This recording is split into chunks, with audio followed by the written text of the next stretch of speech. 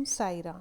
चलिए आज today message में साईं बाबा का क्या मैसेज आया है वो जानते हैं। देखिए मैंने आज 3 नंबर चूज़ किए हैं, 7, 14 एंड 21। साईं बाबा का ध्यान करिए और जोन सा भी नंबर आपके माइंड में आता है वो समझिए कि बाबा आपको कुछ मैसेज देना चाहते हैं। चलिए जिन्होंने नंबर 7 चूज़ किया है उनके लिए क्या मैसेज है। मुझे जो प्रेम से पुकारता है उसके सम्मुख में अवलंब ही प्रकट हो जाता हूँ। बाबा कहना चाहते हैं जिन्होंने नंबर 7 चूज़ किया है कि अगर आप बाबा को प्रेम से पुकारते हो तो बाबा उस वक्त आपकी सहायता के लिए प्रकट हो जाते हैं। अगर आप किसी परिस्थिति में फंसे हुए हो या आप किसी दुख में हो, कहते हैं ना कई बार हम शारीरिक कष्ट में होते हैं, तो जब हम बाबा को पुकारते हैं बाबा आते हैं। देखिए ये चीज़ ध्यान रखिए कि कर्म हमें कहीं ना कहीं दंड देता है। वो कर्म है पूर्व जन्म का कर्म, इस जन्म का कर्म भी हो सकता है, लेकिन साईं बाबा बीच में आकर उस कर्म की मार को काफ़ी हद तक हटाते हैं। और जो कर्म की मार हम झेलते हैं वह ये समझिए कि यह तो बाबा बीच में थे, वरना हमारे साथ क्या होता। ठीक है, तो बाबा 7 नंबर जिन्होंने चूज़ किया उन्हें यही कहना चाहते हैं कि जब भी आप उन्हें याद करते हो वो आपके साथ हैं। नेक्स्ट मैसेज है जिन्होंने नंबर 7 चूज़ किया है। मेरा भक्त चाहे 1000 कोस की दूरी पर ही क्यों ना हो, वह शिरडी को ऐसे खींचा चला आता है जैसे धागे से बंधी हुई चिड़िया खींच कर स्वयं ही आ जाती है।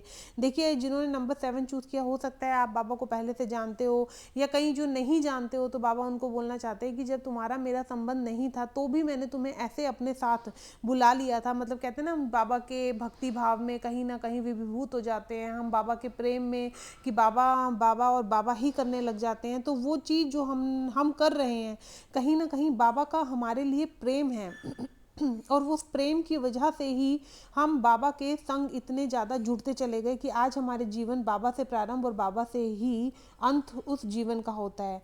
तो बाबा सिर्फ इनमें यही कहना चाहते हैं जिन्होंने नंबर 7 चूज़ किया है कि मेरा भक्त चाहे कितनी दूर हो, मैं अपने भक्त से कभी दूर नहीं रह सकता। आगे है सबसे प्यार करो, ज़रूरतमंद की मदद करो, किसी से ईर्ष्या ना करो बल्कि हर किसी की खुशी में खुश रहना सीखो। देखिए बाबा कहते हैं मैं अच्छी चीज़ें सिखाता हूँ, जो असल में मेरा भक्त है वो सिर्फ नेक चीज़ें सीखेगा। दुनिया में बहुत सारे ऐसे लोग हैं जो कहीं ना कहीं आप देखेंगे कि नेगेटिव लोगों से भरे पड़े हैं, लेकिन उनमें से उन नेगेटिव लोगों के बीच में खुद को पॉजिटिव रखना वो बाबा का बच्चा है।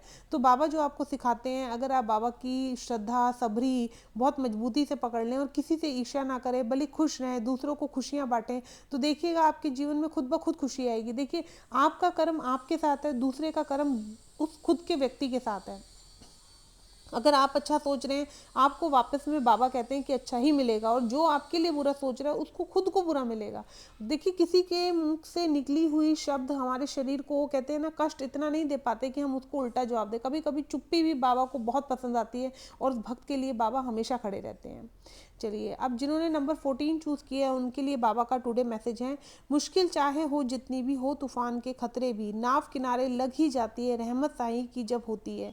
देखिए बाबा कह रहे हैं अगर आपकी लाइफ में बहुत सारी डिफ़िकल्टी चल रही है या फिर आपको ऐसा लग रहा है कि किसी मंजिल पे आप पहुंचना चाह रहे हो लेकिन नहीं पहुंच पा रहे हो, बहुत समय से किसी कार्य पे लगे हो नहीं हो रहा है, तो बाबा कह रहे हैं चिंता मत कर, तेरी नाव किनारे पर लगेगी। क्योंकि नाव के, कहते हैं ना, खवैया तो बाबा ही है ना, नाव चलाने वाले नाविक। जिसके नाव चलाने वाले नाविक साईं बाबा हो तो उनकी कभी मंजिल पर ये नहीं कह सकते कि वो नहीं पहुंच सके, मंजिल पर पहुंचेगा, लेकिन अप एंड डाउन, मतलब थोड़ी देर समय जरूर लग सकता है। देर ही क्यों होती है? क्योंकि हमारे पूर्व जन्म के कर्म आकर रोड़ा डालते हैं। लेकिन अगर एक इंसान नाविक हो और वो नाव चला रहा हो तो वो हार जाएगा, लेकिन जहाँ बाबा हमारी नाव को चला रहे हो वो समस्या का समाधान ढूंढेंगे और हमें हमारी मंजिल तक लेके जाएंगे। जिन्होंने 14 नंबर चूज़ किया उनके लिए बाबा का मैसेज। आगे बाबा आपको कहते हैं बाबा का दिया हुआ हम सब कबूल है, मेरे बाबा के रहते हुए चिंता करना फजूल है। मतलब आप जो बाबा आपको दे रहे हैं ना, आप उस चीज़ पे संतुष्ट रहिए और अपने मन में सोचिए कि मेरे बाबा के रहते हुए मैं चिंता नहीं करूँगा। बाबा को उसी भक्त का इंतज़ार है जो जो भी सिचुएशन चल रही हो उस सिचुएशन पे घबराए नहीं। आएगी मुसीबत भी तो मेरा बाबा जो उसे टालेगा, हम बाबा के ही भक्त हैं, हमें बाबा ही संभालेगा।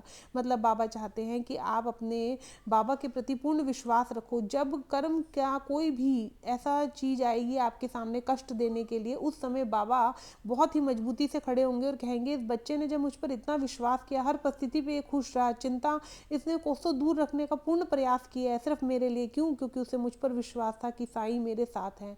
अगर आप बाबा को वो विश्वास देते हैं जो बाबा आपसे चाहते हैं, तो देखिए आपकी किस्मत, आपके दिन कितनी शीघ्रता से बदलने शुरू हो जाएंगे। लेकिन पूर्ण विश्वास, अटूट विश्वास रखिए। ठीक है। आगे आपका मैसेज है जिन्होंने नंबर 14 चूज़ किया है, ज़िंदगी हसीन है इससे प्यार करो, हर रात की नई सुबह का इंतज़ार करो, वो पल भी आएगा जिसका आपको इंतज़ार है, बस अपने रब पे भरोसा और वक्त पर एतबार करना। देखिए बाबा कहते हैं कि ज़िंदगी को खुशी से जियो, ये मत सोचिए कि है हमें कैसी ज़िंदगी मिली हुई है, मैं बड़े कष्ट में हूँ, बड़े दुख में हूँ, नहीं। जिस तरीके से रात के बाद सुबह आती है ना, आपकी ज़िंदगी में भी रात के बाद सुबह डेफिनेटली आएगी, वो पल भी आएगा जिसका आप इंतज़ार कर रहे हैं, बस आप अपने साईं बाबा पर विश्वास रखिए, पूर्ण रूप से विश्वास रखिए और वक्त पर भी एतबार करना, क्योंकि जिसके साथ साईं बाबा खड़ा हो वक्त उसके साथ चलता है। कई बार क्या होता है, देखिए हमारी लाइफ में जो भी प्रॉब्लम्स आती हैं वो हमारे आज के कर्म और पूर्व जन्म के कर्म से ही संबंधित होती है, कि अचानक हमारी लाइफ में ऐसी परिस्थिति आती है। कई बार होता है हम किसी काम में अपना हाथ डालते हैं और वो काम हमारा होता ही नहीं है, तो वो सारी चीज़ें जो है वो कर्म है, लेकिन साईं बाबा जब साथ में हैं तो आप डरिए मत, विश्वास रखिए बाबा पर पूर्ण रूप से। चलिए जिन्होंने नंबर 21 चूज़ किया है, बाबा उन्हें मैसेज देना चाहते हैं, हम ना बोले फिर भी वो सुन लेते हैं, इसलिए उनका नाम परमात्मा है, वो ना बोले फिर भी हम सुनाई दे, उसकी बंदगी श्रद्धा कहते हैं। देखिए बाबा ऐसा भक्त चाहते हैं कि देखिए जब आपके मन में कुछ भी चल रहा होता है, आप मन ही मन में बाबा को पुकारते हैं, बाबा को कुछ भी कहते हो, तो बाबा कहते हैं मैं आपकी पुकार कितने अच्छे से सुन लेता हूँ। उसी तरीके से आपको भी बाबा की इशारों को समझने का मतलब कहते हैं ना, जो एक मन के अंदर रहना चाहिए दृढ़ विश्वास कि मैं अपने साईं का इशारा समझ रहा हूँ। आज अगर कष्ट आ रहा है, शायद इससे ज़्यादा कष्ट आ सकता था, लेकिन साईं ने मुझे बचा लिया, मतलब विश्वास। आज अगर ये खुशी आई है तो साईं की कृपा से ही आई है, अगर आज मेरा बिगड़ा काम बना है तो बाबा की कृपा से ही बना है। जब आप धीरे धीरे इन संकेतों को समझने लग जाएंगे तो आप बाबा के दिल के और करीब हो जाएंगे। बाबा कह रहे हैं मैं तो तेरे दिल के करीब हुई, क्योंकि जब तू मुझे पुकारता है, कुछ बोलता है, तो मैं तेरे करीब होता हूँ उस समय पे बहुत मजबूती से। चलिए आगे है, गुरु के वचन चाहे कितने ही कठोर क्यों ना हो, इससे इंसान का उद्धार होता है। देखिए कभी कभी होता है ना कि हमारे को कोई एक इच्छा होती है मन में कि हमारा काश ये काम बन जाए, या हम किसी रिलेशनशिप में हमारा वो रिलेशन बन जाए, लेकिन वो नहीं बन पाता, हम बाबा को कोसते हैं। लेकिन बाबा कहते हैं कि कभी कभी मैं कठोर बन जाता हूँ अपने बच्चों की भलाई के लिए, क्योंकि भविष्य तो बाबा जानते हैं ना। आप तो सिर्फ आज में ज़िंदगी देख रहे हो, लेकिन आगे का भविष्य क्या है वो तो बाबा जानते हैं। तो विश्वास रखिए कि बाबा सब कुछ जानते हैं, बाबा जो करेंगे, क्योंकि वो हमारे माता पिता है, वो हमारे साथ कभी भी कुछ भी गलत नहीं कर सकते। देखिए साईं के होते हुए हमारे साथ गलत हो नहीं सकता, ये विश्वास अपने मन में बस दृढ़ रखते जाइए और बाबा जो समझाना चाहें उसे समझिए।